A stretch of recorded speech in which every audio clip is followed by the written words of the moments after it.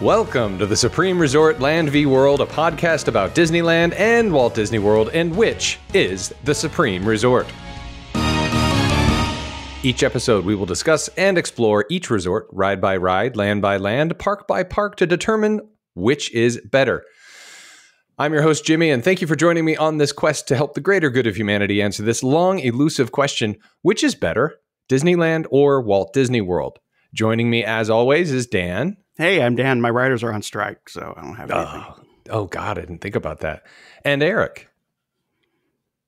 His writers are also he's on strike. Oh, man. Well played.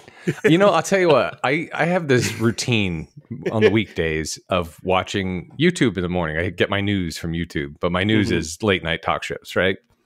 So I've been so bored. I've got nothing to watch. There's Tom Corliss and there's, all the Disney stuff. But oh, by the way, Disney Dining, it's a blog. Mm-hmm. They're almost deserving their own episode of the Wheel of Clickbaity Garbage. Really? Wow. Oh, explain. Oh my God. I wasn't expecting to talk about this, but it was triggered to me. Like, they're going so far as to say, like, this beloved. Oh yeah, they had an article that was talking about, what was that awful show at Epcot, the one that just closed? Harmonious. Yeah, Harmonious.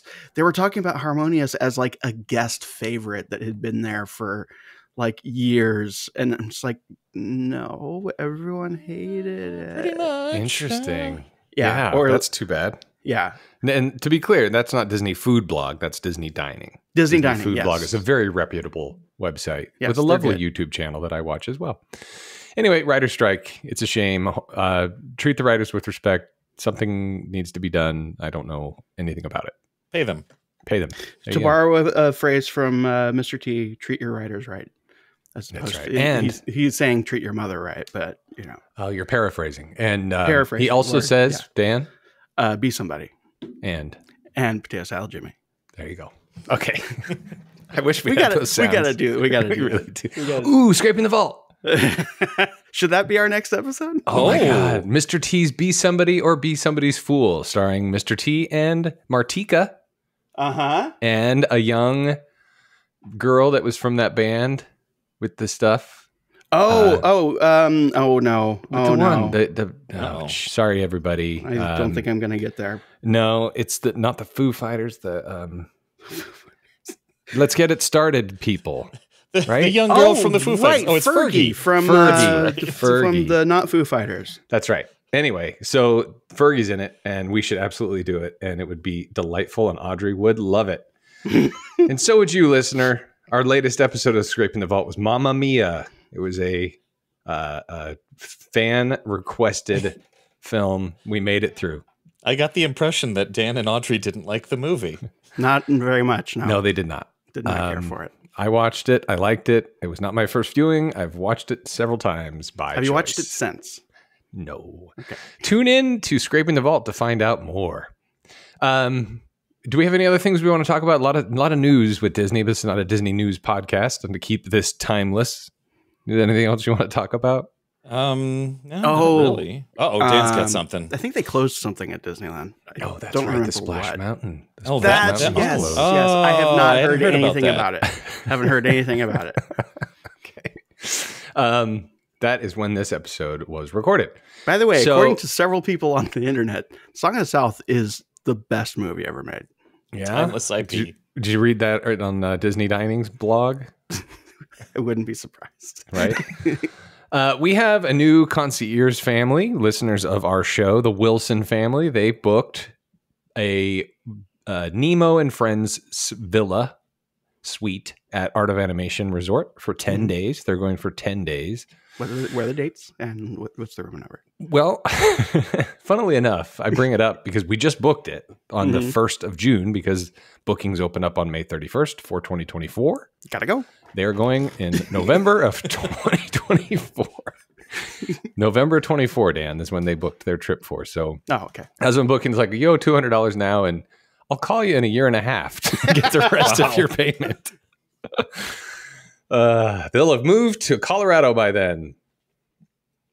That's another thing that, like, all the all the things like move Disney World to whatever. I know I said it, sort of jokingly in that episode, but there's like some legit speculation about Disney up and moving from Florida, which is just dumb.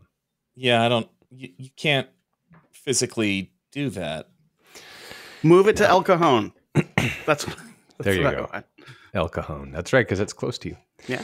Okay, so anyway, the Wilson family, thank you for listening. Thank you for booking with Concierge. We had a very lovely time, and I will call them 60 days in advance to book their dining, and then we'll do a touring plan. It'll be a completely different resort by then, presumably. We were very excited. I said I would book your theme park reservations for you, but I don't need to because that is no longer a thing at Disney World. But park hopping is still after 2. That could change 14 times before next. Yeah, who knows? That's a ways off. It is indeed. It's up to little Rhonda, I guess. Rondi Santis. Yeah, Rhonda. He runs things now. Make America Florida again. Okay, so today's episode. Oh wait, no. We have past show corrections. We have a past show corrections from a listener. We've got the music. Hi. This isn't technically that segment. Does anybody remember that segment? I almost don't. And now this is the mailbag Jimmy of mail. is going to. This is kind of like mail. It's a past show correction. And now, okay, Jimmy. Now that's Jimmy. He's going to read the thing. Thank you. You're welcome. Young Miss Kara has written in and said that we got it wrong on the episode Kali River Rapids versus Grizzly River Run. We talked about the show exit. You don't exit into the gift shop, but there is a gift shop adjacent to the exit. And Kara was very adamant that there is also a gift shop at the exit of Kali River Rapids. And she is correct. There are 2. One is called Yak and Yeti Bhaktapur Market. Yak and Yeti is a restaurant. It has nothing to do with Kali River Rapids. Not even owned by Disney. You can go shopping for food. That's right. You eat there. And then the second is Mandala Gifts. This on the main drag. And the description for this, whether you've completed your Expedition Everest or not, cuddle up to not so abominable Yetis and monkey plush toys. Again, nothing to do with Kali River Rapids. So I am correcting the past show correction by saying we were right, Kara. Thank you for listening. There it is. Zip it up. There it goes. Goodbye, mailbag. We love you. It's, Thanks, Kara. The best way to maintain your listenership is You're wrong. Attack. It's a good thing you may or may not know this, Kara. Oh, is it 10-year-old? Yeah. You're wrong. Anyway, thanks for listening. Tune in next time. Okay, so today's episode is the case of the Star Wars launch bays, Disneyland versus Disney Hollywood Studios. Both of these theme parks have Star Wars themed museums. And Let me tell you, interactive. the fans have been clamoring for this. Oh, of course. Yeah, clamoring. they sure have. And this is all in an effort to complete our land episode of Sunset Boulevard, the Hollywood themed lands. Neither of these is in or near a Hollywood themed land, but we lumped them together, right? We what? I think we decided when we were working on this that we were going to lump that whole section as a thing. Yeah. The animation courtyard. Yeah. Sure. All right. This is, in fact, the one in Hollywood Studios, an animation courtyard, which is a different land. And the other is in Tomorrowland. So what we're going to do, it's a little bit different than the normal attraction episode in that there's really no queue to speak of. There's really no ride to speak of, but the attraction itself and what you can do in it and that sort of thing. But we want to start, of course, with the history. Before we get there, we have sounds for this episode because technically Carousel of Progress, which was the original attraction in this space, which we'll have to cover at some point. We will get to it. Assuming Dan doesn't have history on that, but because that went first, if Dan says something that I like about the Star Wars launch bay, you will hear this sound. which has nothing to do with Star Wars Launch Bay. Dan. It's America Sings. America Sings, which was the predecessor for Launch Bay. Yes. The successor of Carousel of Progress. I think that I do have to apologize if Disneyland's Launch Bay. And by the way, if I say Docking Bay at any point, I know that they're separate things. It's just what my brain does. That's fine. I'm sorry if Disneyland's Launch Bay gets so many points that people get tired of hearing that sound. Never. All right. So if Erik, who's covering Star Wars Launch Bay at Hollywood Studios, if I like what he says, you will hear this sound,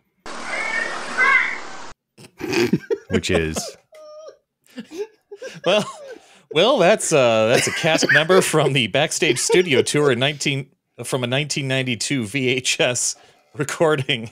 Yelling, nice. And cut after the part when the water hits the guy and in the boat. We'll talk about the water in the boat. Okay, because you're going to talk about the history. So let's get started with the Star Wars Launch Bay at Disneyland's Tomorrowland with Dan. Wait, which one came first? Which Launch Bay came first? Well, it always has been whichever attraction came first, like show building, whatever. So technically, Disneyland's went first because of the Carousel of Progress. And Land's Launch Bay did technically open a few months earlier. Oh, that makes sense. Okay. August instead of December. So yeah, you're still good. There you go. Right. Here we go. In history of Star Wars Launch Bay, Disneyland. Yes. Go. Okay. So, like you said, we are eventually going to have to get into Carousel of Progress. That's a big show. I don't know. It is. Yeah. Yeah. So I kind of cut it out. We all know it exists. I think we're going to have to devote an entire episode to that at some point because it was such a big deal and it exists now at Disney World. It's going to be a complicated thing. So I don't even know how we would cover it or what we would compare it to, but we'll get there, I think. But I do want to get into a little bit on America Sings because this is probably the only time we're going to be able to cover America Sings. A good excuse.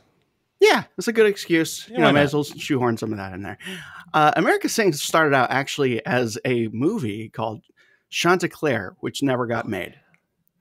I was going to say, Dan, it's fitting because of the closure of Splash Mountain and I wasn't going to mention it because I'm still I weep uncontrollably.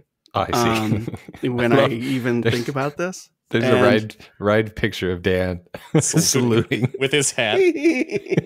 Saluting. Okay, listener, a little behind the scenes thing.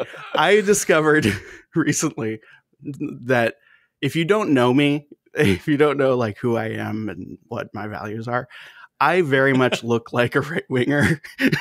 Like I look like somebody who might have been in Washington, D.C. on January 6th. No.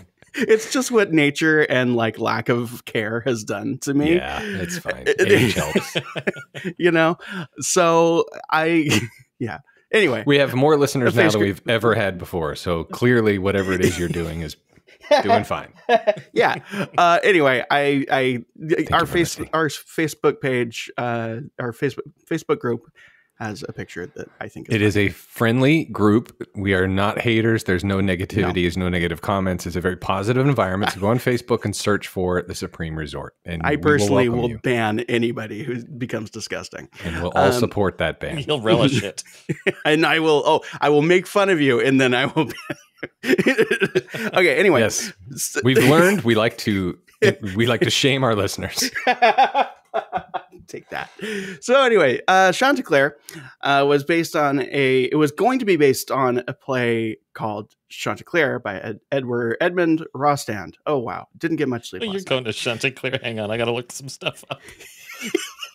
Now, if anyone's listening to this and you're like, wait a minute, I'm a Disney completist, I haven't seen this. What's going on? It's never called made Rockadoodle. It. So. Yes, it eventually became Rockadoodle. You know that movie that everybody loves, Rockadoodle. So it was set on a Parisian farm in the late 1800s, and it has a story of a rooster, guess his name, Chanticleer, that's right, who leads barnyard residents to believe whose leadership, hold on, I haven't read these. I'd like to request that next time you ask the question, allow the listener a moment to answer the question, and then you can confirm if they're right. Sorry. That's just good podcasting. Okay. Right? Okay, so here we go. Listener, can you guess the name of the main character in Chanticleer? Very good. It's Chanticleer. So he's a leader in the barnyard. He becomes bossy and demanding. And there are some night creatures led by a fox, and they plan to seize the farm animals. And they do some things that are wacky, and they attempt to. They're trying to. I really should read these notes before I even start the show. Hold on. Oh, ooh, okay. Your brain notes. Okay. He's just sifting through the filing cards. So, That's right.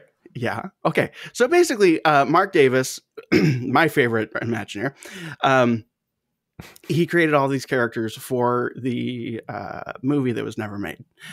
And, well, they never made it because they're like, well, World War II is happening and we need to do that. So around 1960s, Mark Davis and Ken Anderson start thinking about, let's, get this thing made. And they're like, I don't know if a rooster will be a good idea here. And they go ahead with Sword in the Stone. And then some of the character designs were used for Robin Hood. And some of the other character designs, some of the character designs were also used for America Sings. The character design for the rooster, who is the narrator for Robin Hood, that's Chanticleer? Yes. Nice. Good job, Jimmy. Thank you. And by the way, that song that everybody loves, you know that song? You mean the song that eventually you realize is the only good part of the movie? Yes. That's from Robin Hood, everybody. Oh, no. Dan's out as a Robin Hood hater? I think the first 10 minutes are great, but then every time I've watched it since adulthood, I'm like, oh, there's still more movie. It's kind of like, I feel that way about Bedknobs and Broomsticks. Oh, Bedknobs and Broomsticks. Yes. Yeah, yes. like the first part's drags. great, and then it just drags. There is a 12-minute dance sequence in it. Yeah. I like the bobbing along at the bottom of the beautiful briny sea. Yeah. But good song. Everyone probably should know that that's the movie they were going to make if P.L. Travers did not give the Mary Poppins rights. And they're like, hey, we have this already. Let's just do it also. And it's all in the documentary Saving Mr. Banks. They also, the incredible Mr. Limpet is famously not in that movie. Right. So, Don Bluth was he's in the Little Mermaid ride, isn't he? He is. Oh, he is somewhere. Yeah. Under the sea dancing. Yeah. You got to turn around. Kind of the Max, Buff, and Melvin. But anyway, go ahead. So, rogue animator and Satan to the Walt Disney Company, Don Bluth, decided that he was going to take that Rockadoodle and make him Chanticleer, or the other way around. And it is now Rockadoodle, a movie that is about a rooster. So America Sings is based off of Rockadoodle. Is what it's based, yes, America Sings and based off that's of why Star Wars. Yes, Don Bluth created every animatronic himself. So anyway, America Sings was officially opened in June 29th, 1974. It was partially to commemorate the United States bicentennial, but mostly to put something in the carousel building, because the Carousel of Progress, the entire family was like, we've had enough of this. They up and moved to Florida for tax reasons. So they are pretty old. Well, yeah. So it was in Tomorrowland's Carousel Theater at Disneyland, and they, to make it feel completely different and a totally new experience, they reversed the rotation of the theater, fooling nobody. So the show was a brainchild of Mark Davis. If you have never listened to this show before, welcome. Mark Davis is he was an animator. He was an Imagineer, one of Walt Disney's 9 Old Men. Designed a lot of characters and scenes. He was really famous for designing characters who, as soon as you see the character, you're kind of thinking like, oh, I know what this person or this guy's about. I kind of know what's up with that. Big Al, the rest. Big Al, exactly. And no, he wasn't on Gilligan's Island, but he did do the rest of the animatronics. So the show's host, Sam the Eagle, was voiced by famous American singer and not brother of Charles Ives, Burl Ives. That is a music history joke that I find very funny every time I sit and tell I think it. we made on Scraping the Vault too. I make every effort to make that joke. Also, Burl Ives, by the way, if you rearrange the letters in his name, will spell Rub Elvis. That's a little hidden Mickey for everybody. Hidden Elvis. The attraction was directed by Bill Justice, who is an animator and Imagineer with previous things, including the Haunted Mansion, Pirates of the Caribbean, or Caribbean, depending on which coast you're on. And it featured a total of 115 audio animatronic animals who were all really big fans of Song of the South. Oh, boy. And as soon as Tony Baxter started talking about it. So one time Tony Baxter, okay, this isn't true, but I'm going to tell a story anyway. One time Tony Baxter was in the Carousel Theater all by himself, working on the plans for Splash Mountain. And the animatronics overheard him mumbling to himself about, I'm going to make an attraction about Song of the South. And they were like, oh, we want to be involved. That's our favorite movie. That's the best movie ever made. He's like, okay, guys, let's go. And then they shut down the thing. They shut it down. They walked across the park. They all walked across. One goose stopped by Star Tours. Went to Star Tours. He was interested. Gruesome. It's like right out of a horror movie. He's like, no, this is my skin future. off. Ran. Listen to the Star Tours episode, everyone, for context. Yeah. So that was all not true, but so it was divided into 6 distinct segments in the rotating theater, and it was a pretty cool thing. I don't know, did either of you ever see it? I did. Only on video. I was a child, but I remember seeing it in the theater. So, listener, if you have not seen America Sings, don't seek it out because it will bore you to tears. If you have seen it and you have any fond memories of it, you should seek out videos of it on YouTube. They exist. Some are very clear. Some are not. Yeah, it's an experience. So, right. This is all true. Right, Dan? It's a history of American music from... It's a history of American music from... Yankee Doodle to Elvis. Well, they get a little bit further than Elvis, but not pretty by much. Modern. They get pretty modern. Well, it was 74 after all. Elvis was still Elvising by then. Yeah, well, yeah. There's a lot to get into there, which I will. So right, it was operational until April 10th, 1988. Hence, making 1988-87 peak Tomorrowland. Because as soon as that thing closed, everything else started closing at Tomorrowland. And it sat there for about a decade with a big sign on it that said, we're working really hard on creating something new. And by about year 2 or 3, my friends and I were like, I don't think they are. So, as we implied, a lot of the animatronics were used on Splash Mountain, gone but not forgotten. Mm-hmm. Right. So some of the show scenes, we start off with a rousing introduction with Burl Ives as Sam the Eagle and another character. But not that Sam the Eagle. Yeah. So by the way, wasted opportunity, I think we mentioned on the Regal Eagle Smokehouse at Epcot. Both Sam Eagles should be represented. You're so right. I didn't even think about that. It is not the Muppet Sam the Eagle. Yeah, but shouldn't they be like Waldorf and Statler? They've got in the restaurant wings around each other, and they're like they're bantering and they're like making fun of people in the restaurant as like talking heads. I'm sorry, I just got stuck on the idea of them bringing back America Sings as all Muppets. Oh, that'd be good. That'd be fantastic. That'd work. If Star Wars Launch Bay wasn't so successful, I'm sure they would. Right. Yeah. Yes. That is what this episode is about. Right. Well, we'll get to that.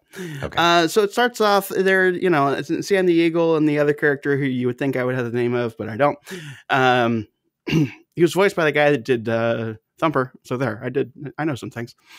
They're in a bandstand and they're like, hey, welcome to the show. And we're going to sing some stuff to you. And the other character who I should know the name of, he's like, hey, I really like Pop Goes the Weasel, which is where our sound comes from.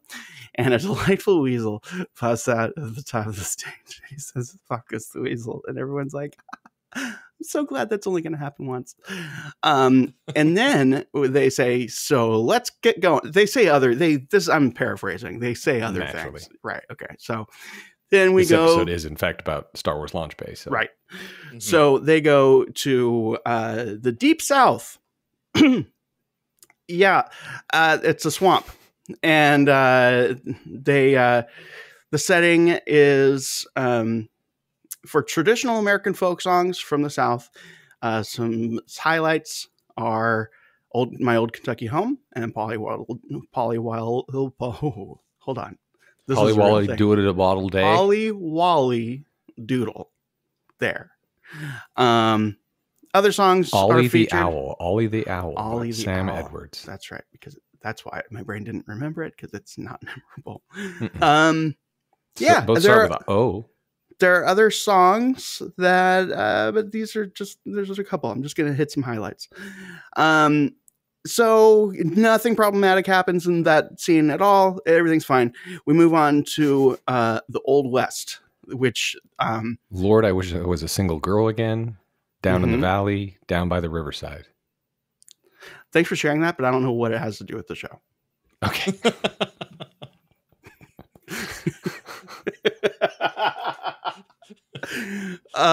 So next we go to the Old West. And, one thing that I do remember that I can share about watching. So these different acts, Dan, are as the Carousel Theater is moving, we go from here to there. Yes, Got it. We're moving forward in musical history. Moving actually to the side, but I get what you're saying. Mm-hmm. So we move along, and one thing that I really appreciated appreciate about America Sings, especially as opposed to Carousel Progress, is it establishes pretty early on that there's going to be more animatronics than you feel possible in every scene. And they're going to come out of things and pop up and come to the side. And there's a lot of and I remember during the first scene, you sort of catch on to that. And then, so for every scene after that, I remember, and this could be just me, but probably not, as you roll to the side and you see the set, and your brain kind of goes, oh, something's going to happen there. Something's going to happen there. It's like this blank canvas where there's all these possibilities of a lot of things that can happen. Oh, R2's here. Hey, R2. Somebody found files. He's just like, you know what he just said? Like our Astro. Get to it. Thank you, R2. Okay. Thank you. I'm on this. No, I called him he. He's upset. It's a joke that's really hard to explain. It's funny, but it's hard to explain without sounding. Anyway, if Eric didn't edit this part out already, the next segment is where we hear. Oh no! You're too late. You're too. Okay, now I have to ramble. I know. No, okay, Eric, go ahead. Hit me with it. Okay. You know how I was saying that launch bay is not docking bay? That is a thing I've had to do so many times gathering notes for this. Every single time I have to go, no, it's not docking bay. And I realized that docking bay is also not Galactic Grill, which is a restaurant in Tomorrowland. Get your stuff together, Disney. Yeah, thank you, R2. He backs me up. Anyway, moving on to these songs. Moving on, Eric. Okay, thank you. Some highlight songs some songs that I've highlighted for this segment, for reasons which will become apparent, are the old Chisholm Trail. That's CHISHOLM. Chisholm Trail. It's not spelled any other way. No. We get it. We're all very familiar with this trail. CHISOLM. Yes. So I'm just saying for fans of spelling, Chisholm Trail is spelled with a CH, not any other letter. And then, of course, there's Who Shot the Hole in My Sombrero, which is not problematic at all. Not one bit, as we're going to hear right now. Hit it, Eric. And now, Saddle Sore Swanson. Saddle sore. Well, come along, boys, and listen to my tale, and I'll tell you all my troubles on the old Chisholm Trail. Down my tie, yippee, yippee, yay. Come and tie, yippee, yippee, this voice acting is, in now fact, I went to timeless. the boss to draw my roll, and he had me figured $9 in the hole. Ay, ay, ay, ay. This is not. Who shot the hole in my sombrero? Who put the bullet through the Someone listening to this is probably working on making the Bring Back the Hole in My Sombrero Facebook page Totally. right now. Right.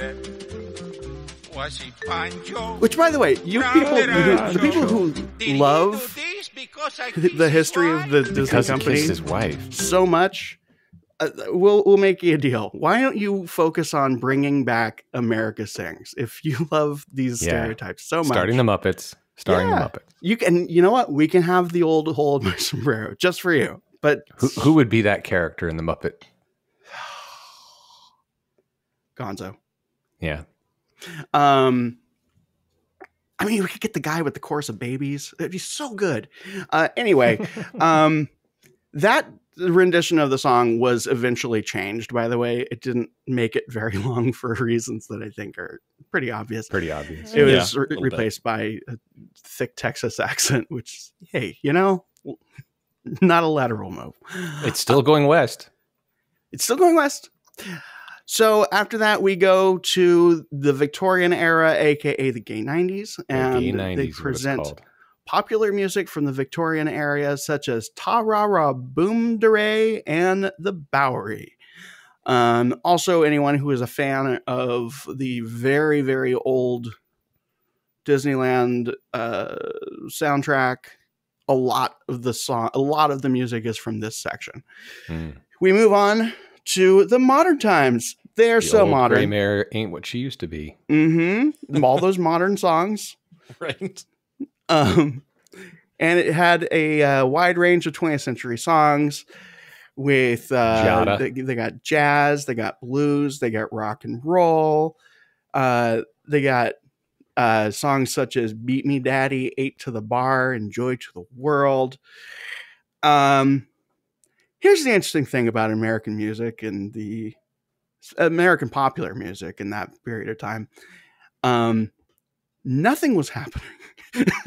I mean, yeah, you had Elvis still doing his thing, but really he was just making movies and like just doing so many pills in Vegas.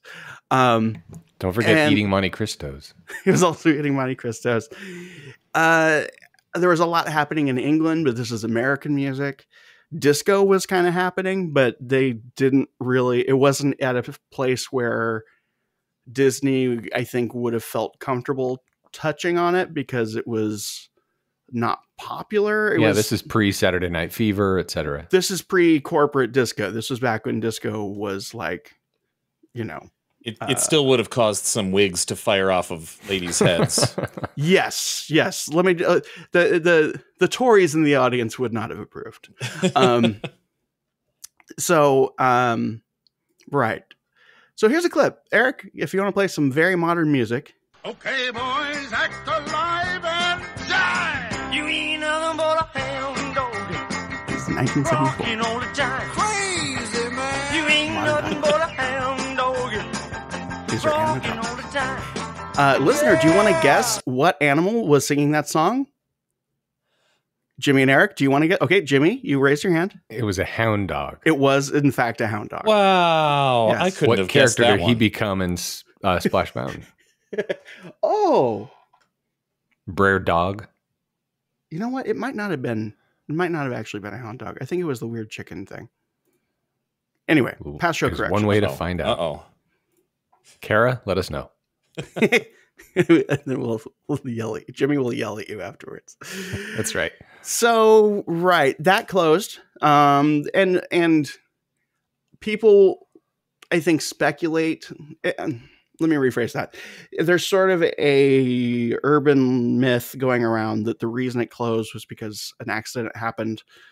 That actually happened fairly early on into the show's run. You can look it up. I don't want to get into it. That's not why it closed. It closed simply because we needed animatronics for Splash Mountain, and nobody was going on this. Kind of same thing with Mission to Mars. As much as I miss Mission to Mars, no one. It's a thing. These are things that basically like middle of the day stretched. Like, well, I already saw Country Bear Jamboree. I already saw Mr. Lincoln. I already saw the Tiki Room. I guess there's that. So that's kind of what happened there. Then it became, after a long time of sitting in the corner, knowing what it did, it became Interventions. And I just forgot that Erik's was not Interventions. I was going to throw it to Erik so I could have a break from speaking. We can take a break, or you could pass it over anyway. Why don't we pass it over, and then I'll do Interventions after you say things. Great. Your attention, please. Riding solo on the teacups again, eh? Dreaming of someone special to share that magic carpet ride?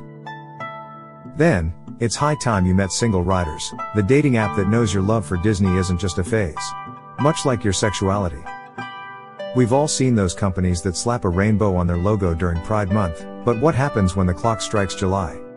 Back to the same old heteronormative storybook. And it's likely the same for us here at Single Riders.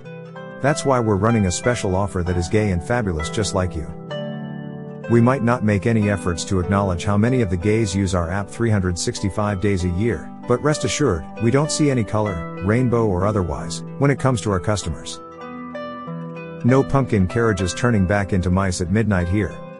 Well, I mean, except for that first part. You know what's better than watching the parade all by yourself? Watching it holding hands with a partner who shares your love for Disney. All while enjoying a rainbow Dole Whip. In a world full of Ursulas, be a Sebastian. Or the other way around. Be whatever you want. Oh crap. I hope I didn't do that wrong. Let us help you find your happily ever after, in a place where love is celebrated in all its beautiful colors. And in celebration of Pride Month, we're offering a 15% off discount if you use the coupon code Slay Queen. So why wait for the clock to strike midnight on Pride Month? At Single Riders, we keep the magic, and the pride, alive all year round. You just might not notice the pride stuff after June 30th. But it's still there, sure as your credit card on file is. Single Riders, where your pride story could begin.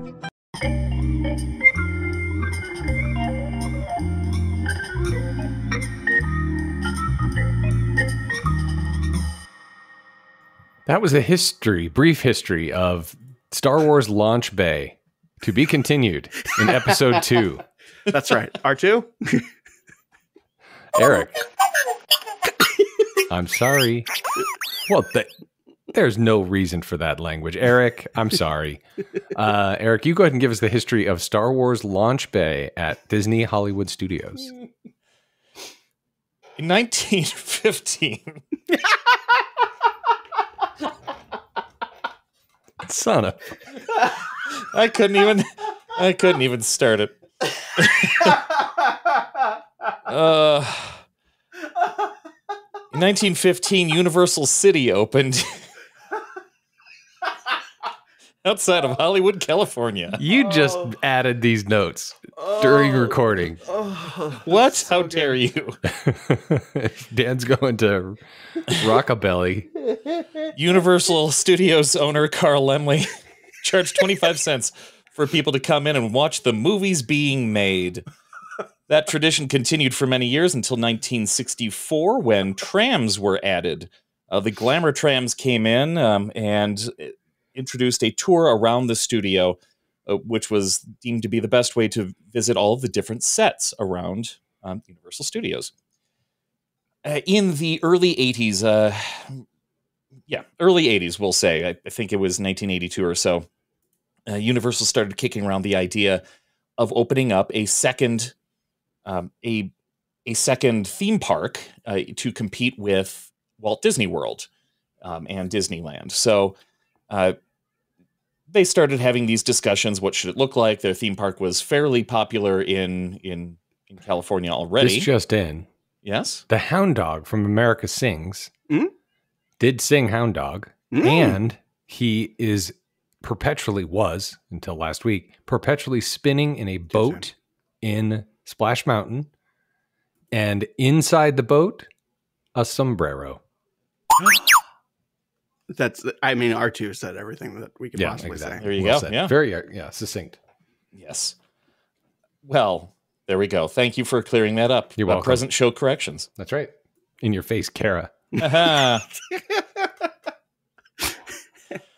All right. So early 80s, Universal wants to open up another theme park. They're looking at Florida. And as some rumors tend to go, which I think are 100% accurate. Oh, absolutely. A young Michael Eisner was at Paramount at the time. And caught wind of what was going on. And when he started up over at Disney a short time later, said, "Hey, we got to build that." Because first. Universal went to Paramount to partner with them to build a studios park in Florida. Right. So he was aware of the idea. And then almost immediately greenlit that to be done fast first. And he denies it. He does deny it, but it sure does look suspicious. MGM Studios was done quickly? Hello? I got to load his up more often. Michael Eisner and R2 having a conversation would be delightful. That would be pretty great. Oh. Well, now we know what R2 thinks about it. Yeah, he didn't seem to like that. No, not at all. Plus, you called him he. Oh, man, I keep forgetting. Sorry, R2. I'm really sorry. Oh, saucy. Okay, all right. The joke is that I was writing Star Tours, and I started laughing uncontrollably because I don't know. Okay, that's fine. I'll take it. Out of nowhere. By the way, I was with friends, which happens. Humble brag. I know. They're cool too. Multiple friends. And real? Yes. Were you with Asher? I wasn't. I was writing Star Tours, and I started laughing uncontrollably because it occurred to me just for no reason that they keep referring to R2 as he. And no big deal. And I was like, oh no, what if the reason R2 is kind of like salty all the time is because they keep like unintentionally misgendering R2. And R2 is like understanding kind of, but also kind of like salty about it too, where R2 is like, like, okay, I guess there's no real way for me to communicate this clearly because all I communicate in is beeps and boops. I mean, it falls apart when you think about that sometimes they understand R2, but I mean, it's a joke, so it doesn't really hold up. That's my joke.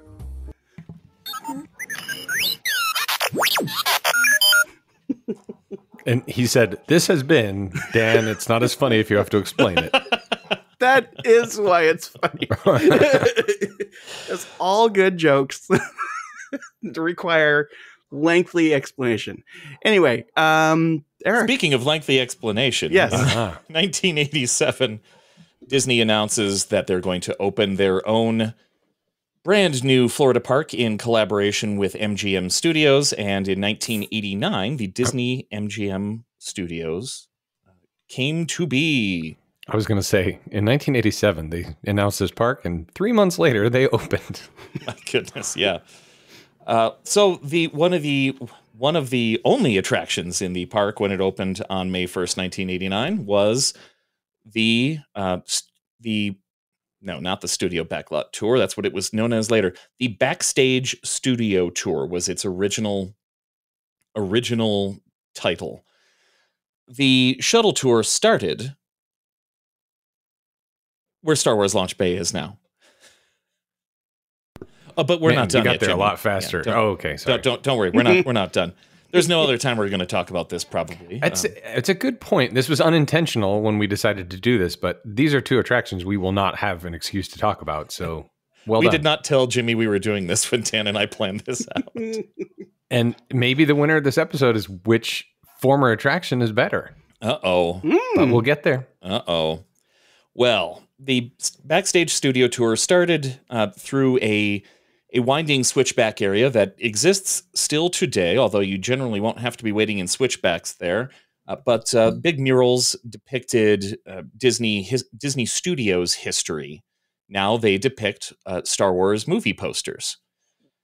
The tour starts, but we'll talk about the posters later. That's a very important point. Yes, Jimmy is nodding. Thank you, Jimmy. The tour proceeds. It begins in a costuming area where you could see people making costumes for the movies that were and shows that were supposedly being created here in Disney MGM Studios. In later years, when they kind of abandoned that studio idea, this was the main costuming department for Walt Disney World. They created over 100 people were employed there, creating the many, many costumes that were necessary all the time. After that, you would past a scene shop where you could see them building studio sets, and then you entered Residential Street. So maybe I didn't mention this is all a tram tour, much Eric, like the Universal tour. Yes. When it yes, sir. opened, can you remind our listeners how long the tour was, and did they ask you to go to the bathroom before you departed? The original tour was about 2 hours. There was a portion in the middle after you got off of the trams and went on the walking tour where you're still not allowed to leave. You're still trapped at Disney MGM Studios. But there were bathrooms in the middle. Were you all holding on to one of those ropes with hoops on it? There were bathrooms halfway like through. Like a chain gang? Well, like a field trip a field trip. Oh, got it. Everybody grab on. There were bathrooms along the way, just not that many, and not many places to stop and eat. There was also a place to stop and eat in the middle. You could proceed after that point at your own leisure, Dan. In my memory, it was at least 3 hours long, and granted, it was a long time ago, but in my memory, it was at least 3 hours long, and they had a designated cast member like at the entrance to be like, "You really need to use the bathroom before we do." I do remember that, yes, because even though it's a tram tour, the tram tour was fairly long to begin with, but what was stated in the guidebooks when the park opened was 2 hours. Well, the burn bumps I've got here is from later. Yeah, I'm looking at a park map that says 2 hours, and it does. Year? On the park map, this is from 1980. Is this from 89? Yes, 89. Okay, yeah. I mean, there's it in bold under attractions, under the Backstage Studio Tour. It's in bold. Please note, this 2-hour guided tour involves an hour of walking. Restroom facilities are available at a shuttle station or at the shuttle station before you embark on your journey and at the start of your walking tour. You know what? Partway through, there's another bathroom. I bet my memory of going on it a couple times, mind you, in 1995, probably took that and chewed it up and spat it out as it was at least 3 hours long, and they had someone telling you to go potty. Well, yeah, and you could if you stopped for lunch in the middle, or if you did some shopping along the way, the walking tour could take a while. Mm-hmm. But yeah, there is a wasted character that Dan has stumbled upon. We have Tom Morrow. And now we have Todd Day. Todd Day. When I wrote that name, I was like, now I get it. We need to do something with that. And I don't know what the animatronic would be, but it would be probably just a regular guy. In jeans and a t-shirt. Yeah. Talking to Mr. Morrow. That's right. By the way, and now that we're on there, I was gonna put this with the anyway.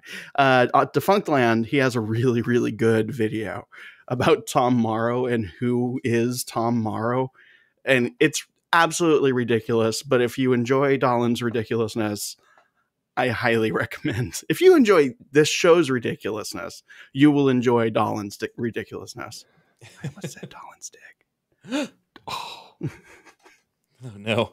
All right. I'll have to leave that out. Yep. Okay. Residential Street is where you head next. You're trying to see the Golden Girls house. The Golden Girls house, yes. And Empty Nest. Famous houses from TV. A spin-off of the Golden Girls. True, yes. And yeah, it was just houses that you could see in the distance. After that, you hit one of the highlights of the tour, which was Catastrophe Canyon. Catastrophe Canyon was a sequence that was several minutes long. Your tram pulled into a canyon where you were told by your cast member that this is an area where they film special effects. But don't worry, they're not filming today. Wink. And your tram, in reality, your tram is getting set in there and kind of clamped down. Did they say the word wink, or did they just wink at you? They may have. You could hear their eye winking. Okay. The guy who's waiting to press the button that releases the water winks at you. That's right. Yeah, they had to make sure that everybody had rusty hinges on their eyes.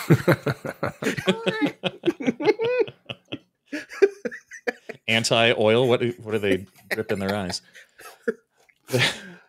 So yeah, Catastrophe Canyon, aka the reason you got on this 2-hour long ride. Yes, because it's in all the commercials. Yeah. It's on all the maps. Everybody wants to see it. And true to form, you see a whole bunch of explosions. There's a Mojave oil rig truck that's parked up there that explodes, and flames shoot all around. A giant wave comes at you with enough water to, I believe I read, fill 10 Olympic-sized swimming pools. And it splashes down at the tram, and if you're on the left side of the tram, you will get wet. If you're on the right side of the tram, you probably won't.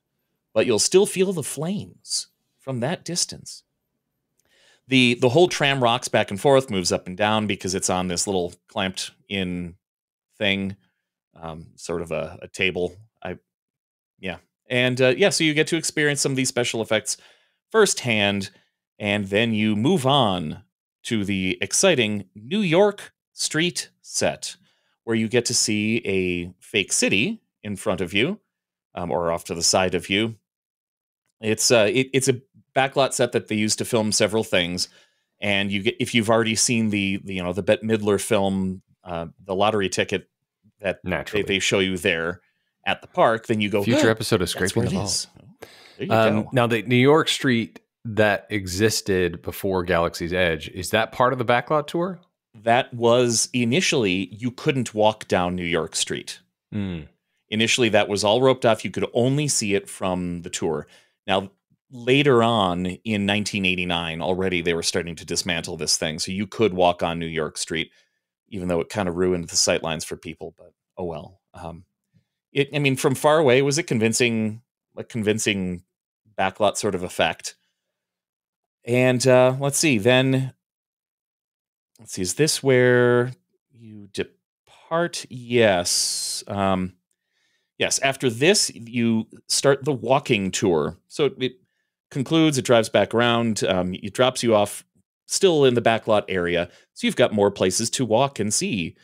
The first thing you will see is the water effects tank, where you can see where one person from the audience gets pulled up and dressed in a rain slicker and gets into a set of a boat and gets splashed with a giant water effect. And that's when that's where I got my "and cut" from, because of course they're saying, we're going to film a scene here, everybody. Mm-hmm. And they show you they play back the film, and it looks like he's in a big rainstorm. So they really loved getting guests wet at Disney parks in the late 80s. That was all the rage, getting people wet. Yeah. After that, you go through several sound stages. You can see special effects. You can hear, you can maybe see them filming something live in the sound stage. The odds of that got increasingly lower, I think. Oh, as time went on. Absolutely, yes. But you could maybe see a set that had lights on it. And didn't they legitimately, I remember there was a time there that they were really, really trying to, like, I think they had TV shows. There were a few TV shows. They filmed the new Mickey Mouse Club there at that time. They filmed, there was a game was it show or something. Teen Win, Lose or Draw? Yeah.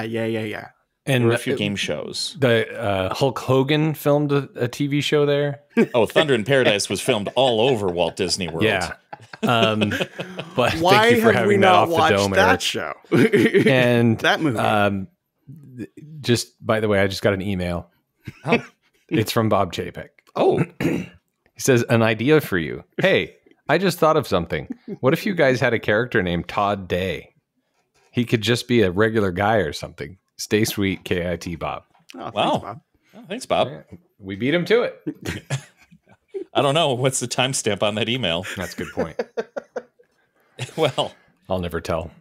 All right, back to Star Wars Launch Bay. Yes, Okay. back to Star Wars Launch Bay. At the end of your trip, you enter the Walt Disney Theater where you can watch previews of the latest Disney or Touchstone Pictures features coming soon. The last fully animated feature at Hollywood Studios was, in fact, Lilo and Stitch, yes? Yes. Well, that's a separate area in the animation courtyard where they had the animation experience. Where you could watch people animate. And Am I dreaming? Famously an exciting thing to watch. sorry, it's the music I rarely use to play myself off. Oh, okay. All right. Whatever you say. Thanks, I think Arch. that means he wants us to move back to Dan. History of Star Wars Launch Bay at Disneyland. Are you done here? Well, we'll come back to me for more history soon. Oh, don't okay. worry. That sounds good. Perfect. You know what? How about this we is take working. a quick commercial break? Your attention, please. Greetings, friends. This is that's Walt Disney. Yes, the actual Walt Disney, just a head in a jar, but still brimming with imagination. Today I want to introduce you to a podcast that takes a fascinating journey through my legacy, scraping the vault. Our delightful hosts, Audrey, Jimmy, and Dan, embark on a grand tour of Disney's less-traveled roads, straight-to-video sequels. With sharp critique and keen analysis, they bring magic to even the most obscure corners of our Disney universe. Let's hear a snippet where they tackle a classic Disney sequel, Mamma Mia. The song was actually This is- kind of tender. And like I guess. I think this song fit tonally. Isn't this when she's on the boat? Like she's Jack and Rosing on the Titanic? In the No, song? This is when she's singing awkwardly at James Yeah, Bond on the mountain. yeah. on the mountain. And to both of their credit, they play off what would be an incredibly awkward Yeah, that's true. situation as two actors just kind of trying to do their job well. hmm But it is not staged well at all. No, it's Here's not. the song.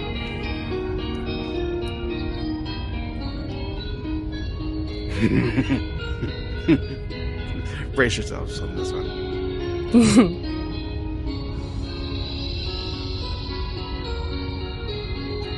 Can I And can I we- get another gin We're and gonna need tonic, to please? listen.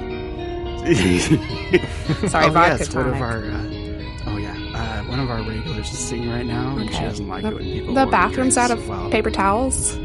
Okay, Just wanted she's to gonna be singing. let you know. She needs people to pay very close attention. Oh wow. This is your regular 6 years What? old. She has a genetic condition. She's I'm actually sorry. 64. Oh Yes. boy. Okay, can we get separate checks?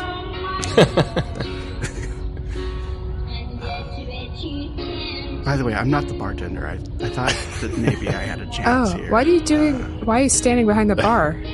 Are you a bar back? It's where the drinks. It's where the drinks are. I have a drinking problem. Oh, well, okay. I mean, why am I paying you then?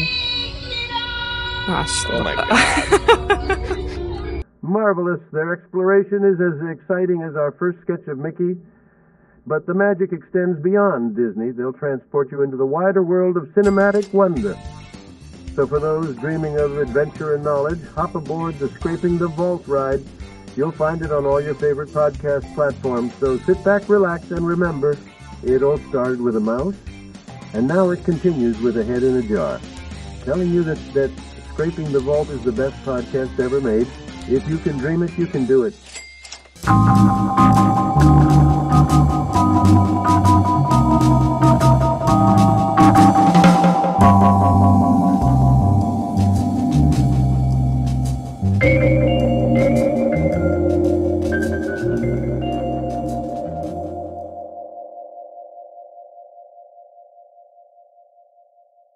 And we're back. Mhm. Hopefully you're stopped beating your head against the wall. Jimmy hasn't. No. Here we go.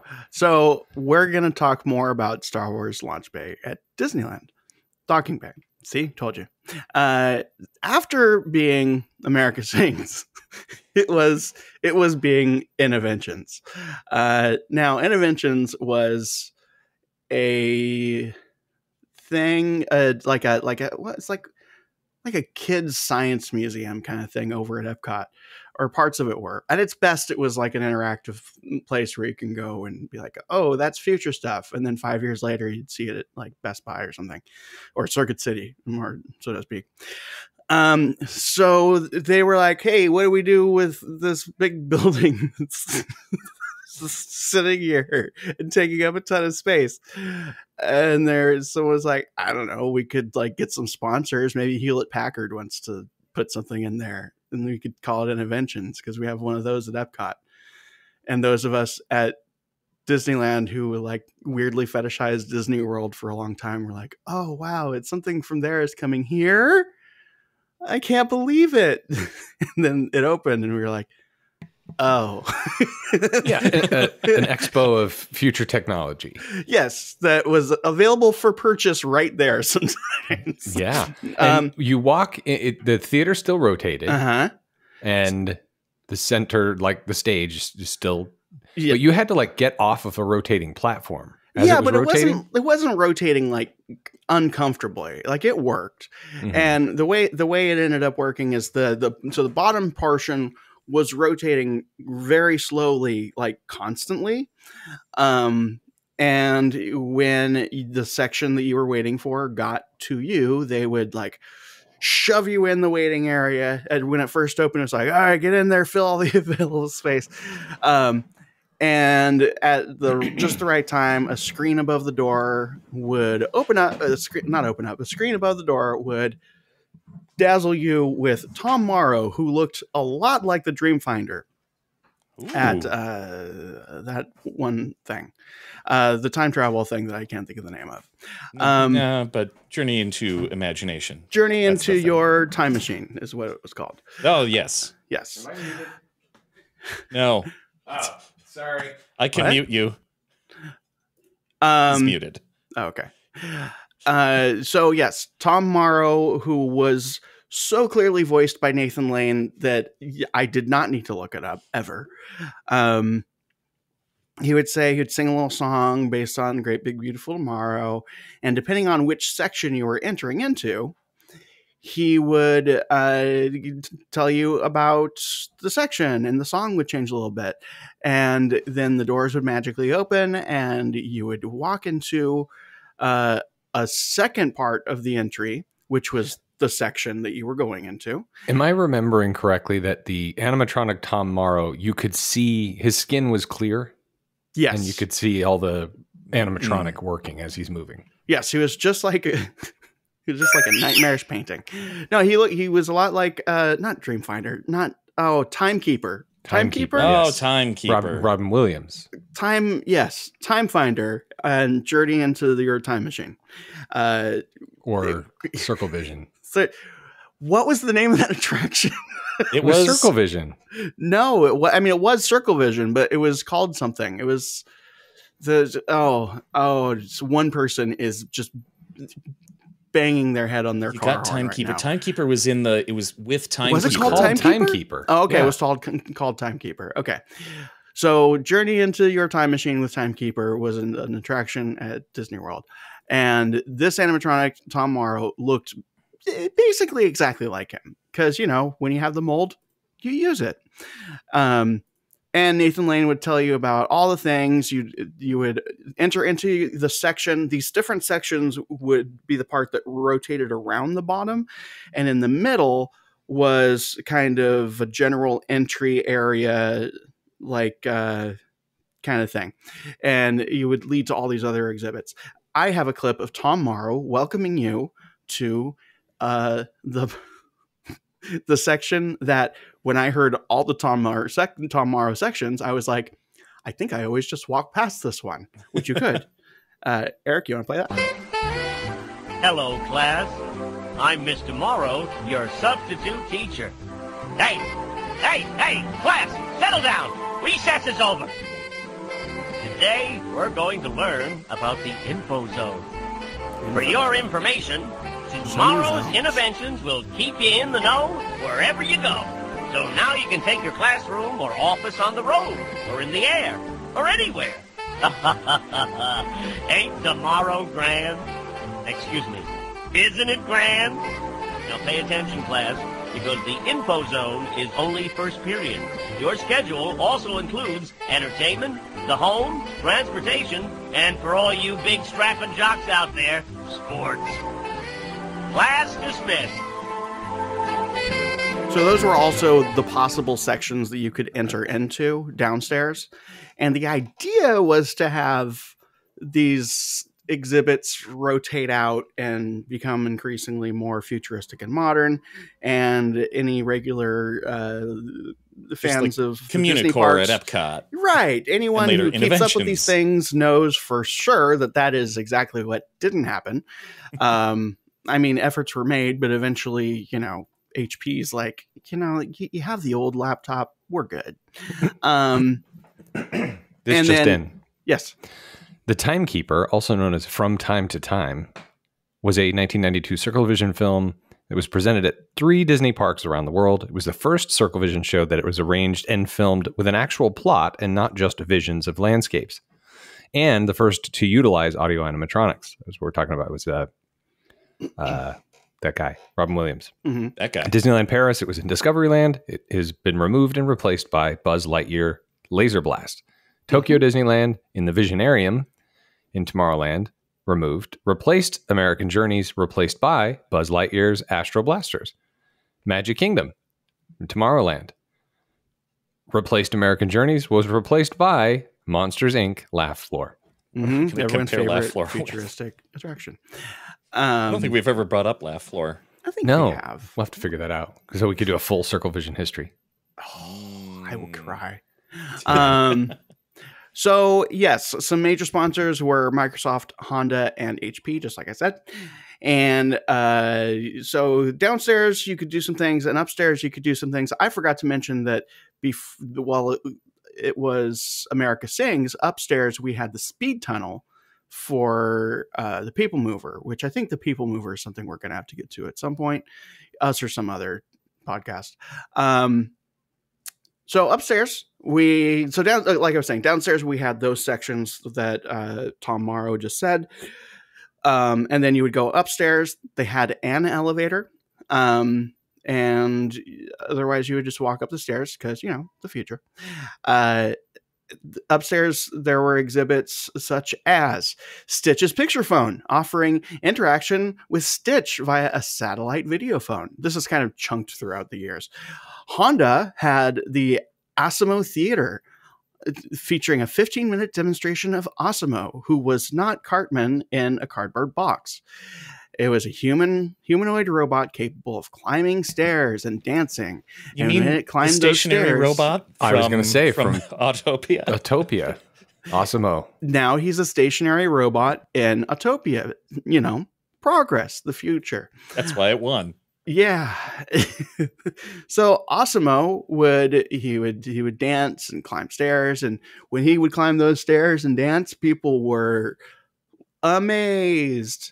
And when he would fall sometimes, people were amused. There was a virtual resort where guests could play games, feed virtual fish, and explore vintage car audio and video components. St. Joseph's Medical Center had an exhibit with a health and lifestyle quiz with a BMI calculator, a virtual bike ride, and a feature that captures your photo and ages it up to 50 years. Who doesn't want all of that at a theme park? Dance taking the rest of this episode from the bathroom. That's appropriate. Dance Dance Revolution was there. You could have Disney interactive stuff, ESPN video games, all sorts of things that were occasionally interesting enough to visit one time and then maybe another time really quickly to verify that you don't need to go back. And then after that, it was just air conditioning, just free air conditioning. Pretty good. And a pretty good place to watch. No, actually a bad place to watch the fireworks now, but a decent place to watch the fireworks back when they didn't have projections. There was an upstairs area with a very good view of Tomorrowland. We'll talk about that later. Now, there was also the interventions. Later in this episode or another one? This episode. Oh, good. There's also the Interventions Dream Home, which is something that they launched in 2008 as an effort between Disney Company, Microsoft, HP, Lifeware, and home builder Taylor Morrison. It was also launched in an attempt to have people come back to the building. It was now this was done in a time that I didn't really go to Disneyland, so I'm going just off of what I have gathered. You would still be visited by Tom Morrow. The bottom portion stopped rotating. They're like, no more of that. We don't need it. And then we would see the residents of the fictional Elias family, which was played by actors. I would imagine that the actors didn't last long in terms of like the budget. I thought you meant like longevity of life. Because the theater started rotating again. Like, oh no! The interior was in an Art Nouveau style. It was very, to quote David from Fresh Baked when I saw his video, it was very, and I'm doing quotes, future feeling. A lot of blue, we had the living room, which featured various entertainment and lifestyle technologies, which just happened to be supplied by Microsoft and HP. The kitchen, it had smart appliances, things that you can get at Best Buy. It was all things that you can get at Best Buy. Because remember, if the technology exists, especially at this point in time, if the technology exists to the point where we can have it at Interventions, why aren't you selling it? So that's a good point. Yeah, it became kind of, it became a big Tomorrowland problem, basically, where it's just like, well, we can show that you can watch videos in the future, or we can just let people watch the videos on the very same device that they bought at, the local store. So we also had. Can you imagine a world, Dan? Yes. Where a Disneyland attraction opens that measures your BMI? Do you think they'd get away with that? No, God, no, not now. I wouldn't think so. It would be, I think actually a lot of people would be like, this is too personal, and just forget that you don't have to do it. The children's bedroom was there. I can't believe you're asking me this.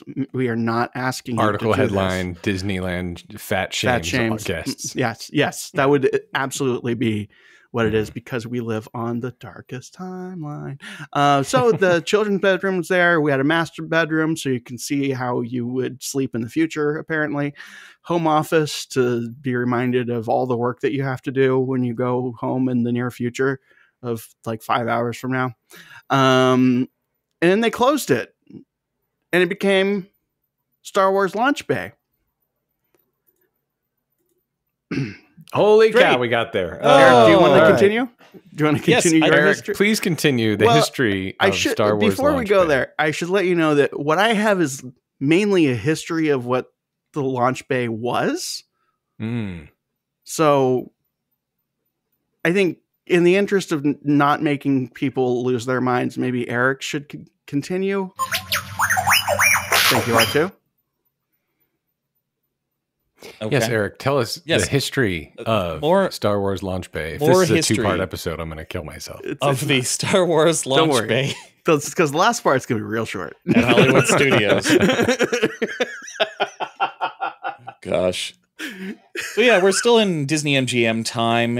As I mentioned, the attraction, the backstage studio tour would decrease in length over time. They'd cut chunks out, move things around, and by 1996, so the 96 Burn Bombs I've got here lists it as a 25-minute shuttle ride. Erik, I think you left off, I'm sure there's plenty of other things that you didn't mention, but I remember really appreciating, I think it was Benny the Cab from Who Framed Roger Rabbit, maybe back there. But you definitely drove by Walt Disney's plane. Yes. Mickey Mouse 1, was it? Yes, at various points. Yeah, and exactly. One of the things that they added in was essentially what they called it the Boneyard. You drove past Walt Disney's Gulfstream, the plane that they used to scout out over Orlando. It was Dick Tracy's car. That's what I'm remembering. Right. There were a lot of cars back there. Remember Dick Tracy? Remember that movie that they tried to make this park exclusively about? Oh, gosh, yeah. Dick Tracy's car was back there. They had the Dip mobile from Who Framed Roger Rabbit. That's what it was. In fact, one of the stores that they had for quite some time was themed as the Acme Warehouse, which was kind of fun. You could pose underneath the steamroller for a photo op. That was fun. They had the ship from the crushed. There you go, exactly, and we were all smiling. Mm-hmm. I remember one of my favorite parts was when they would show you the New York set like from a distance, and they'd be like, "Look at that," and I'd be like, "Are we gonna drive through?" I'd be like, "Nope." They'd say, "Forget about it." One of my favorite things to see was the ship from the Flight of the Navigator. Oh, yeah, which now is a feature on top of a little refreshment stand in Tomorrowland. In Tomorrowland, talked about that yes. in that episode. Yes, that was a fun thing to realize. Then the next time I saw it, I went, "Look." And every one of my family said, "Oh, yeah. Yeah, sounds about right." Was that a Disney movie? Yeah, so in 1996... They changed up they changed everything up. They stopped loading in the original area, which is now Star Wars Launch Bay, and moved the entrance of the tour back to the end of Mickey Avenue. So further back in the park, it started out with the special effects portion, and then you got on the tram tour that took you to Catastrophe Canyon. Yeah, and took that's you what past I remember. Props and things. Because the first time I went was 99, and that's the version I remember. 99. Okay, so you would have been 10 minutes long. Too early to see one of the planes from Pearl Harbor. Aha. Yes. But I remember there's a special effects thing and a little, like, I think it maybe was a filming of Pearl Harbor where they blew up a boat in a little pond. That's right. They did adapt it to Pearl Harbor. Because that was originally, that was part of the water tank area where they would show special effects, and one of them was the guy getting splashed, and they filmed it up close, and it made it look like a massive ship, but it was really like 2 feet long. That was really fun when they turned the bombing of Pearl Harbor into whimsical theme park experience. Whimsical. Whimsy. Well, the tour continued to decrease in length, but maybe we should come back to the tour some other time, because there's really not much else to say. Even though it's not starting in the same location, it continued to get smaller. They'd take little bits out here and there, and as they allocated sound stages to other things like Toy Story Mania. I think it eventually became just, okay, how are we going to get to Catastrophe Canyon and back? Mm-hmm. And what will we show? And there's almost nothing in between. That's why the Boneyard was there. There was nothing between there. It was just field. So why not have some props rust in the field? All right. Well, before you get to the lights, motors, action, Dan, For the listener, Lights, Motors, Action was a stunt show brought over from Disneyland Paris, and it is now a combination of Toy Story Land and Galaxy's Edge. Right. I won't talk about that because that would be silly. That would be absurd. I'd also have to talk about the Frozen thing where you had like fake snow inside, and I'd have to talk about Watto's Grotto, the Star Wars shop, which actually opened at the same time as Launch Bay, which was interesting. Mm-hmm. But they were all in the back there. All right. Yeah. Dan, that was the history of... I forget what it's called now. Star Wars Launch Bay. So I forgot to briefly mention, and I'm not going to do it exhaustively, but eventually there were Marvel people in Interventions, and I'm not clear on the timeline on that. Anyway, so that was like a year. Yeah. So Star Wars Launch Bay opened in November 2015. And they knew that they were going to be making Galaxy's Edge. I'm just throwing that out there. It took over Interventions, also known as America Sings, and also known as Carousel Progress, and what is also known as Tomorrowland. It was designed by Walt Disney Imagineering, and there was a lot of input from Lucasfilm. And hey, who likes museums? R2 likes museums. Guess what, R2? That's what Star Wars Launch Bay was. Yep. Mm-hmm. I think R2 was there even. You could meet him? I don't believe you could. I think... Oh, they cut you out. Oh, yeah. I'm sorry. I think tense contract negotiations. A union battle? You're right. It would be hard when you're the only person in the union. I'm not being snarky. I'm being snarky just because that's how my voice always sounds. Okay. Okay. Well, I'll talk later. Thank you. Agree I love to disagree. You. Okay. That was complicated. It's very complicated. I changed my status. Every show is someone's first episode. Mm-hmm. Welcome to the Supreme I don't know why Resort. you always say that. It's true. So, so there was lots of exhibits. You could, for example, see costumes that people wore. Mm-hmm. You could see vehicles and props. Yeah. But not especially large ones because they were all in glass cases.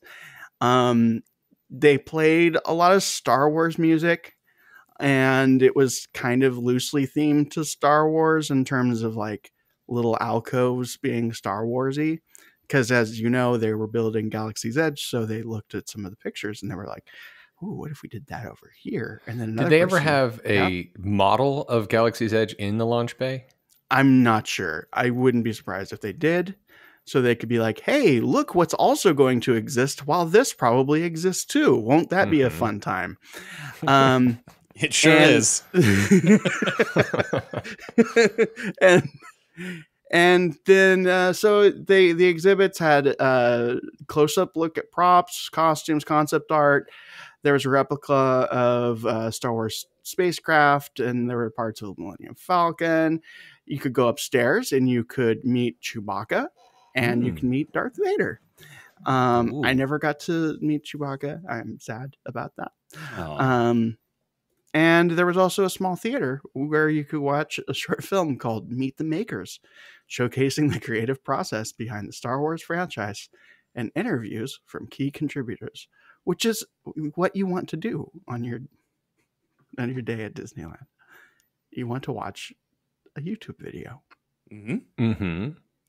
That was and then a little thing called COVID happened, and it was then it went away. And what is it now, Dan? What is Star Wars Launch Bay now? Is it still called Star Wars Launch Bay? There is a sign that says Star Wars Launch Bay. Correct. So it still qualifies. It is labeled as such. What is it now? Okay. Get that point sound effect ready, Eric. Oh boy. Because at Star Wars Launch Bay, you can now meet Darth Vader. And that's me. You can meet Darth Vader, who is there from 11 to 1 on weekdays. I don't know about his weekend time. And if you have a Disney Disney Rewards Visa, you can meet him after 1 o'clock. So for those 2 hours, it is very Star Wars. You can see Darth Vader and take pictures. Oh, and during those 2 hours, you are responsible for taking your own picture. But if you're a Disney Rewards Visa card holder, they have PhotoPass there for you. Oh, and by the way, I've also heard that Darth Vader frequently doesn't actually show up until about 11:05. So. Okay. Oh, and there's a DVC lounge upstairs, but that's not really that's not a part of the launch bay experience. It's a DVC lounge. Eric and I went to the said DVC lounge a few weeks ago, and right. we noticed free napkins. All the Star Wars stuff is still there. Mm-hmm. All the museum. Mm-hmm. Yeah, the museum portion's still there. You just walk up the stairs past it and to the presumably what used to be part of the GE sponsor lounge. Right. And you can get free soda. Yeah. If you're a DVC member. All right. So you get to, the regular paying guest gets to, for an hour and 55 minutes per day, gets to meet Darth Vader, for which there is no line. Because nobody knows it's there. Because everyone looks at that building and they're like, I think it's closed. I don't know. I think they store dead bodies in there or something. I don't know. I think it's possible. Is that cast member there letting people in or turning people away? I don't know. Yeah. For the record on the app, as of today, as of this recording, it is not listed as Star Wars Launch Bay anymore. There's a sign. Under attractions, under anything, it's not listed. Well, that's probably an appropriate choice. Are you saying that after an hour and a half, Dan is disqualified? No, it's oh my God, I'd love to. The Meet Darth Vader is in Star Wars Launch Bay because you walk under a sign. Well, only because you took the time to edit the clip to send to Eric, I'm going to give a point to Star Wars Launch Bay at Disneyland for the Carousel of Progress. Yes. Eric, please continue. What is Star Wars Launch Bay at Hollywood Studios? Well, Star Wars Launch Bay at Hollywood Studios is largely housed inside a building that also opened with the opening of Disney MGM Studios, which was the cue for the Backlot tour. Right. Well, the building next to it was the Magic of Disney Animation. So all of the stuff that you see, all of the magic of the Star Wars Launch Bay is inside the building of the Magic of Disney Animation. You see, this is a history of 2 attractions, Jimmy. Oh, my God. Oh, God. So you're telling me that the building that holds Star Wars Launch Bay had nothing to do with the Backlot tour? Well, no, it's the entrance, right? It was I just said that. The queue for Star Wars Launch Bay is, and the entrance to the Magic of Disney Animation, that was the Backlot tour. But the area where you actually see Darth Vader and Chewbacca, your friends, and all of the museum and all of the shops, that's largely, not completely, but largely in the Magic of Disney Animation building. What did I do? What did I do to you guys? What have I done? What have I said? Whatever it is, I'm sorry. Okay, I'm sorry.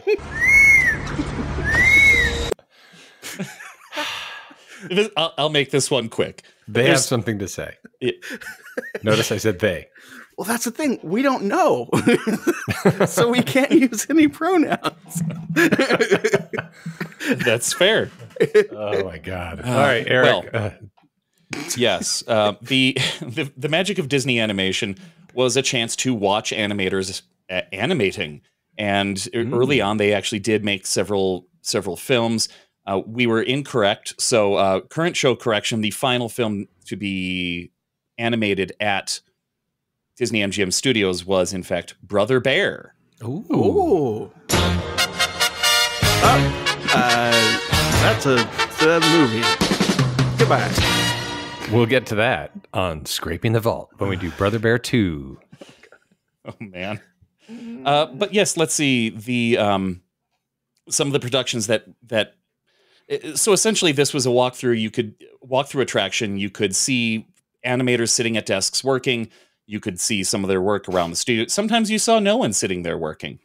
And let me guess, it was mostly that. It was mostly that. Okay. But some of the ink and paint work for Little Mermaid was done there.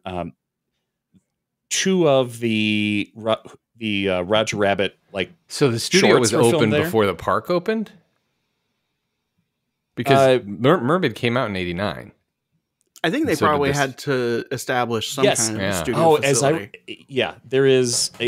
I believe that there were people working there before the park opened, which is kind of weird. Now that you think about it, yeah. But also, I mean, they had to be there, yeah. I mean, it's probably the better way to do it. So it's like, see, this person has been here for, this park's been open for 30 days. This person's been here for 32. There you go. Let's see. Be Our Guest. That sequence from Beauty and the Beast was animated there. A few other shorts. Mulan. So the full feature length features that were filmed there were Mulan, Lilo and Stitch, and Brother Bear. And I feel like just like the studio tour increasingly became, how do we get to Catastrophe Canyon? It was in the animation world. It was like, okay, what part can we do over there? Right. Yeah, there were chunks of multiple movies and shorts that were done over there, and yeah, you got to see a little bit of behind the scenes. You got to see it actually happening, but there were behind the scenes videos that were played and things like that. So, So you can go and see the former graduating class of Cal Arts' animation department, Right. earn their stripes. There you go. And they were behind glass, right? Oh yeah, yeah. They knew what they did. You could tap on the glass and they'd throw something at you. Yeah. Spill their coffee all over. Well, they didn't know they were there. So anytime It was a one-way mirror. Nobody ever told them.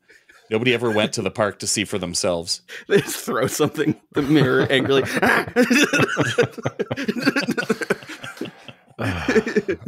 Well, Jimmy, you'll be happy to know the attraction Yes. closed July 12th, 2015, because on December 1st, 2015, the Star Wars launch bay opened. Let me guess. You mean Galaxy's Edge? Oh, right, got it. So Launch Bay opened, and let me guess, there were museum props. You could meet Darth Vader. Mm-hmm. And Chewbacca. And Chewbacca. You can now meet BB-8 and Kylo Ren. I don't know about now. You could pre-COVID. Yeah. Yeah. And things have changed out a lot there. When it opened, it was part of the Season of the Force, back when they used to make Star Wars fun. And that was when they had a whole bunch of events going on at Hollywood Studios, and the Jedi training, Star Tours got more locations. They had Star Wars-y food all over the park. They debuted Path of the Jedi, that film that we all know and love. Hey, Is that theater's still open. in the theater in Tomorrowland, Anaheim? It could still be playing in there, and they just don't let anyone in. But as far as I know, there's nothing in there. So much wasted space in that park. Oh man, yeah. Well, let's see. There's, I mean, the building itself is a pretty squarish looking building. They always have a banner out front. Sometimes it's a rebellion symbol. Sometimes it's First Order. It changes up. Inside the museum, there's a title scroll on the floor. Would you like me to read that to you, Jimmy? Yes, please. Yes, please. It is a period of celebration. Remind you, this comes out just before The Force Awakens. It is a period of celebration. The Star Wars saga lives on with new adventures set in a galaxy far, far away. Here at Launch Bay, in all caps. Discover the latest stories of the saga and feel the power of the Force binding us together. Our journey begins with an awakening. Welcome to a new era. And then there's an ellipsis with a period at the end. The only thing missing from that is like their stock price. There are three areas: the celebration hallway, the celebration gallery, and the preview gallery. And that's not even the shops. So, or the character meet and greets. Would you like to know how much some of the top tier merchandise cost? How much some of that merchandise cost in 2015? Can we And guess? this is at the launch bay. This is at launch bay. Yes, I'll have you guess. A full-sized, life-size stormtrooper statue.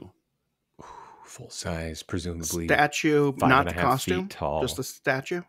Just a statue. Okay. No longer shops there. $10,000. 5,000. Well, Jimmy went over. It's $9,000. Yeah, I was playing Price is Right rules. Yeah. Full should've said Darth $1. Vader costume. Full Darth Vader, 12,000. Oh, it's gonna have 12. I'm gonna say $1. Ooh. Smart Jimmy. It's 4,000. What? It's cheaper than a stormtrooper? Oh, a costume. Oh, not a costume, statue. yeah. Oh, okay. Still, that's expensive. Yeah. That is. 31-inch Kylo Ren doll. Now, this is a character we had never seen before, and you're going to buy a 2.5-foot tall one. $250. 800. 140. Ooh, we both lose. You're both over. A BB-8 remote control toy. How big? It's like this. Let's see. The ball. The ball is like, because I've got one of them. It's like, what is it, like 3 inches diameter? No, it's bigger than that. The Kylo Ren was 150. 75. This is a remote. But it's small. It's not full sized. It's a small, $75. like softball sized. $99.99. Dan? 75. 150. Oh yeah, I win. T-shirts cost $24.99. It's 2015. T-shirts cost $18. Where's your sense of commerce? 33. Ooh. Oh my God. And then you could get custom art printed. You could get custom iPhone cases printed, all that good stuff. It's rather the same these days. There's not a whole lot different. They don't have a shop anymore. This is the description of Star Wars Launch Bay. Celebrate all things Star Wars and come face to face with characters from the legendary space saga. Here, you can explore immersive exhibits of costumes, models, concept artwork, and actual movie props, as well as authentic replicas created just for Star Wars Launch Bay. Tour a cantina and other settings inspired by the films. Then share a furry embrace with Chewbacca, Han Solo's trusty sidekick. Go toe-to-toe with Darth Vader, the menacing Dark Lord of the Sith, and meet up with the astromech droid on duty, BB-8. There you go. As of today. I'm curious, when you two went to the DVC lounge at Disneyland, did you appreciate how they had the people meeting Darth Vader line up on one side of the door and the people going to the lounge just line up on the other side of the door? I did appreciate that, although they weren't lining up at the time, but there was a cast member and you had to tell them, you had to show them you were DVC to let them pass. Oh, well, yeah, we don't want any of the, regulars. We don't want any pores up there. All right, Eric, because you took the time to edit that clip and find an old VHS tape, Star Wars Launch Bay, Hollywood Studios gets a point.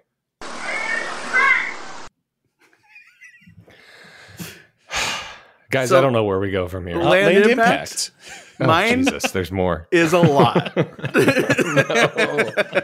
Yours doesn't exist anymore. But the Land Impact is, there's a giant building that is not going anywhere. And it also has a huge track connected to it that goes all throughout Tomorrowland. And makes people Which wonder. also doesn't exist. Doesn't exist. Makes people wonder, why is that there? Bye, everybody.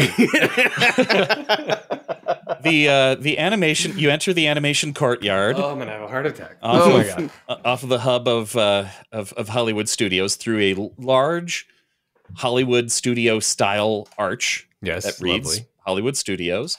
Mm-hmm. And straight ahead, you see a large squarish building that now has. You'll see whatever banner they're displaying at the time. It'll read Star Wars Launch Bay. You can wander off to one side and wonder if you missed something because you're just looking at posters of Star Wars movies. And yes, you are missing something because if you had gone right, you would have entered that celebration hallway and gone to all of the other exhibits in the Star Wars Museum. It's a large building, and it's more interesting looking than the pile of strollers by Disney Junior. That's true. So there are things to do. There are things to do. So as far as impact goes, I would say because, well, I don't think it has an impact on the land because people aren't going there for it. They're going there for the Disney Junior stuff. Doesn't fit. It's animation courtyard that doesn't have any animation related. Oh, it's a place for the older kids and basically anyone in the group who doesn't want to go to Disney Junior. Ooh, why they wouldn't? It's a good idea. They go to the Star Wars. Yeah, I don't think people stumble on Launch Bay. Yeah, I think it's more just like, well, I could stand out here in the sun, and whereas you cannot miss the Carousel Theater. You sure can't. You can't miss it. So, but it doesn't have an impact on the land. But do you walk that way to see what it is? Maybe. I don't know. Guys, help me out here. I got absolutely nothing. Let's take off our prosecutor hats and just tell me which is better. I don't know that we put them on today. So, bottom line here for me, as the judge, is that I appreciate, as a listener and a fan of the show, which I am, the history of those two attractions. Yeah. Carousel of Progress is an interesting history we'll have to get to. But it was interesting to kind of reminisce on America Sings and what really that space was intended for.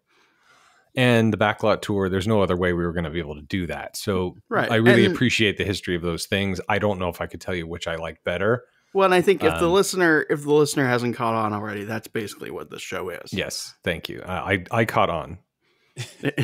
I'm a listener. A little longer than I should have. It took me. But anyway, so I thought he meant a little longer a listener than he wanted. Yeah. No. But that is to say that because one of these things is no longer Star Wars Launch Bay, there's no way you could have an episode about that. So having the history of the things is I think it was interesting, and thank you for that. Would it help if I told you about DVC? No. I give it a point for elitism. Oh man. No, not really. No, I'm not even counting the DVC part because that's not Launch Bay. It's just it's in the top building, part of the building, but it's no longer. Well, it's no longer America Sings, but you went on for an hour about it. Well, okay. It's in the building. Yeah. Anyway, what about DVC, Dan? Oh, okay. Here we go. Oh shit. Supreme. So you can dive into a world of luxury with boy. the Disney Vacation Club. With 11 stunning resorts scattered around Walt Disney World and 2 grand resorts at Disneyland, California. 2 grand resorts at Disneyland in California. Oh, there it is. And one of them is opening soon. The DVC is your ticket to the ultimate Disney experience, from the majestic Animal Kingdom villas to the charming Polynesian villas and bungalows. Each resort holds its own unique allure. Disney extends the magic beyond the parks with DVC resorts at 3 prime beach locations: Oahu, Hawaii, Vero Beach, Florida, and Hilton Head, South Carolina. Disney's irresistible charm can be found at every corner. The DVC operates on a flexible point system, enabling members to design their vacations at any DVC resort of their choice. And the best part? There's more than 11. I don't know. I just grabbed these notes. Oh. Anyway, nobody should be getting DVC because then you can't book through concierge. The end. But if you do get DVC, you can access Star Wars Launch Bay at Disneyland in Anaheim, California. And you get free napkins and drinks. And free napkins and free soda, and you can get coffee, and you can sit in air conditioning and charge your phone. Mm-hmm. It does look work on your laptop. I saw some video. It does look like they put an effort was made to the point that I don't think it's going anywhere. You know what? There's a DVC lounge in Disneyland Resort. There's a DVC lounge in Epcot. Oh yeah. You just future episodes. All right, guys. Thank you for your work. By default, I'm going to throw Florida it and say Florida. Yeah, Florida wins because you can actually do something. The end. Right. Hey, default. The 2 greatest words in English language. Default. Default. That's a Homer Simpson reference. Thank you very much. All right, guys. Well, thank you for the history. I don't know what else to say. You can listen to other shows, Star Wars related, on this network in the Bantha Milk podcast. There's also Puny Pod, where there will be an extended cut of the Avengers coming soon, starring Erik. He's in it. Yep. Scraping the Vault. Next episode is a sequel to a Disney movie. It's another of the Stitch movies. Oh, Leroy and Stitch is the next episode coming out. Unless we want to call an audible and do Be Somebody or Be Somebody's Fool. I'm all in. But I think our loyal listeners like Erik want us to get back to the damn sequel. That's true. Yeah, come on. What are you doing? Because not talking about the attractions. I mean, the sneak preview. Yeah, right. Thank you, Erik. Hopefully that was an intentional slip of the tongue. The future crossover episode of The Haunted Mansion. Oh, you're right. The movie. Coming in July, maybe? It would be, anyway. I think, July 30th. Yeah, we're going to have to figure out the recording. Have to figure that out. Crossover with Audrey, where it's related to the theme parks in the movie about the ride. And the show title will probably be Haunted Mansion, the ride, the movie. Yes, the experience. Yeah. And so we'll review that movie, and that'll be fun. We have other shows also. Ears Up in Depth. I think that's it, right? Bantha. I already said that was what I started with, because you could listen to Star Wars content. Oh, that's right. In addition to the Bantha. Yes, thank you very much. Rate and review our show. Not this episode, but I'm just joking. You guys did great. Thank you very much for that. Star Wars Launch Bay at Hollywood Studios is the supreme launch bay. Where's the sound? Fine. It's excited about it. They're excited. Yes, they are. All right, everybody. Well, thank you for listening. Thank you for your show suggestions. Lindsay sent us a show suggestion that we're thinking about executing. And stay tuned. And until next time, be good to each other, and court is adjourned.